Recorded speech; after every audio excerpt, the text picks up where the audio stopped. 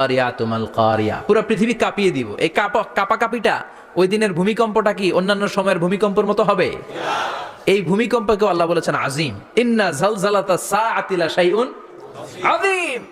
সেদিনের ভূমিকম্প সাধারণ কোনো আর্থকোয়েক নয়, সাধারণ ভাইব্রেশন না, এটা আযীম। আবার আল্লাহ কোরআনকেও আযীম বলেছেন, ওয়ালাকাদ আতাইনাকা সাবআম মিনাল মাসানি ওয়াল কুরআনাল আযীম। ও নবী, আমি আপনার নিত্য পাঠনীয় সপ্তবাক্য সূরাতুল ফাতিহা দিয়েছি, সাথে সাথে কোরআনে আযীম দান করেছি। সুবহানাল্লাহ। তার মানে কোরআনের ক্ষেত্রে আযীম, কিয়ামতের ভূমিকম্প এটা আযীম, আল্লাহ নিজেও আযীম, বিশ্বনবীর চরিত্র আযীম। আবার এই সূরাটাও যেহেতু দামি, এজন্য এই সূরার নাম সূরাতুল আযীমা, সূরাতুল সুমহান সূরা। এটা যেন তেন সূরা নয়, এটা তো কোরআনের কলব। কলব ছাড়া মানুষ বাঁচে?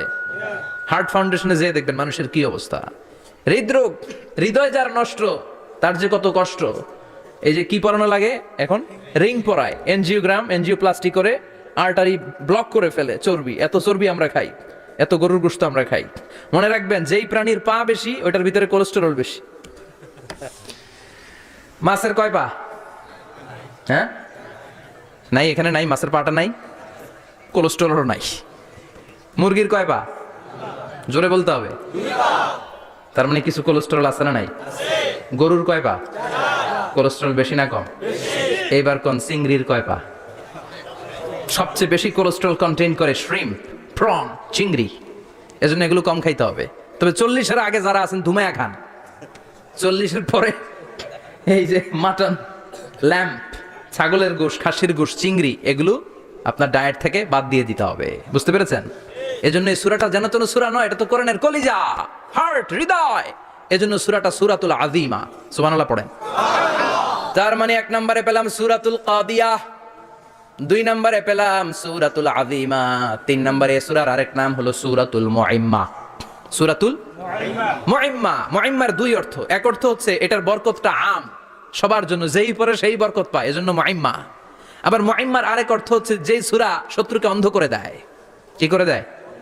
এই সূরার প্রথম 9টা আয়াত যদি বিপদে পড়ে, শত্রুর কবলে পড়ে আপনি তেলাওয়াত করেন, শত্রুর চোখটারে অন্ধ করে দিবে কে? আল্লাহ। বিশ্বনবী মক্কা থেকে যখন মদিনায় যায়, হিজরতের সময় বিশ্বনবী সূরাত ইয়াসিনের প্রথম 9টা আয়াত তেলাওয়াত করলেন। তেলাওয়াত করে আল্লাহর নাম নিয়ে ঘর থেকে বের হলেন। আশেপাশে কাফেররা ঘুরে কিন্তু বিশ্বনবীরে দেখে না, সবাই খেলে এরকম এরকম করে, ডানে বায়ে হাতায় বিশ্বনবীর সামনে দিয়ে যায়, কিন্তু কাফেরদের চোখ অন্ধ করে দিয়েছে কে? এজন্য কোরআন তেলাওয়াত করলে কাফেরদের চোখকে অন্ধ বানায় দেয় কে? আল্লাহ। এজন্য সূরার একটা নাম হচ্ছে সূরাতুল মুইম্মা। কি নাম? অন্ধ করে দেয়। তাফসিরে কুরতুবির মুসান্নিফ ইমাম আল কুরতুবি, ওনাকে জালিম বাদশা বন্দী করেছিল। ওনার তাফসিরে এসেছে উনি শক্তিশালী লোক ছিলেন, জেলখানা ভেঙে বাঁচার জন্য দিছে দৌড়। ওনারেও ধরার জন্য জালিম বাদশার সৈনিকেরা ঘোড়া নিয়ে রওনা হয়েছে। উনিও দৌড়ায়, ঘোড়াও পেছন থেকে আসে। ওমিয়া মানুষ কি ঘোড়ার দৌড়ের সাথে পারে? উনি হাঁটতে হাঁটতে হয়রান হয়ে এক বালুর ময়দানে যেয়ে ধপাস করে পড়েছেন। ওরাও ঘোড়া দিয়ে এসে নেমেছে, কিন্তু আজীব তামাশা, উনি বালুতে ধপাস করে পড়েই সূরা ইয়াসিনের প্রথম 9 আয়াত তেলাওয়াত করতে শুরু করেছেন।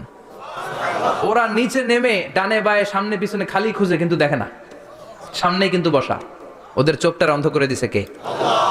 বিশ্বাস হয়? ঈমান হয়? এজন্য বিপদে পড়লে সূরা ইয়াসিনের প্রথম 9 আয়াত পড়তে রাজি আছেন? আল্লাহ তুমি তৌফিক দাও। আরো জোরে পড়েন আমিন।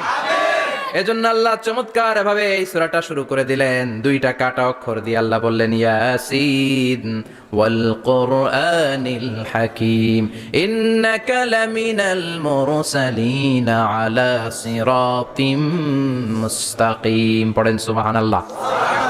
ইয়াসিন। সূরাটা শুরু করলেন কি দিয়ে? ইয়াসিন। এটা কি কোনো বাক্য? এটা কি কোনো শব্দ? এটা কি অক্ষর?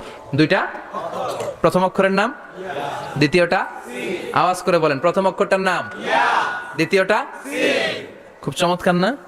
বাক্য দিয়ে এই সূরাটা শুরু করে নাই। যেমন ইযা জুলজিলাতিল আরদু জিলজালাহা, এই সূরার প্রথম আয়াত, এটা একটা বাক্য না? জি। আচ্ছা। ওয়াদ-দুহা ওয়াল-লাইলি ইযা সাজা, বাক্য না? জি। কিন্তু ইয়াসিন, এটা কি কোনো বাক্য? না। এটা কি কোনো শব্দ? না, এটা কাটা 2টা অক্ষর। সুবহানাল্লাহ পড়েন। সুবহানাল্লাহ। আল্লাহ 114টা সূরার প্রায় 29টা সূরা এরকম কাটা কাটা অক্ষর দিয়ে শুরু করেছেন। সুবহানাল্লাহ নাই? সুবহানাল্লাহ। এই 29টা সূরা কখন আল্লাহ একটা অক্ষর দিয়ে শুরু করেছেন?